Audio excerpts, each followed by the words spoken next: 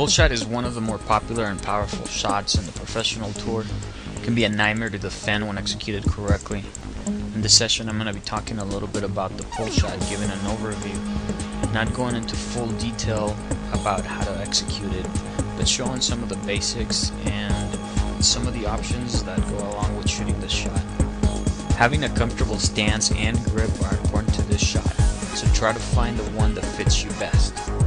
The top of your hand should be positioned relatively flat on top of the handle, and as you pull the ball, the man should be simultaneously lifted so that it's on top of the wall at the point of impact.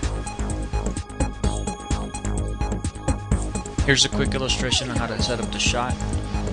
Sometimes you may need to use the middle guide to adjust, but you really want to learn how to set up the shot by moving back and forth until the ball is flush with the middle guide. The first option I'm going to talk about is the straight, which, as you might have guessed, involves hitting the hole right in front of the ball.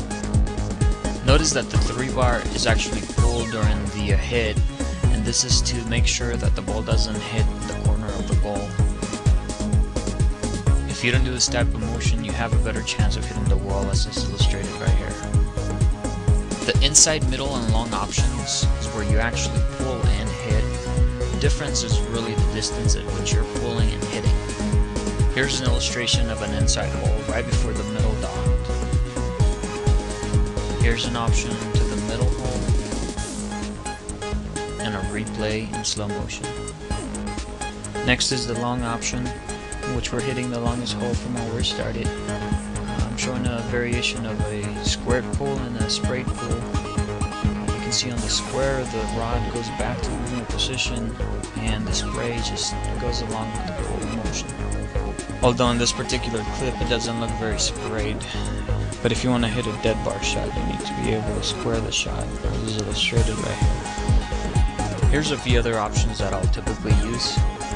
This is a little short spray, which comes in handy sometimes.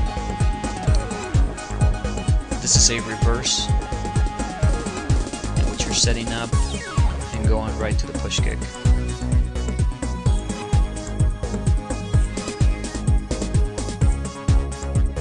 This next option is one of my favorite shots, in which you fake the pull and come back straight to the push kick. This last option is a rolling pull, which I usually like to use when I'm tic-tacking back and forth.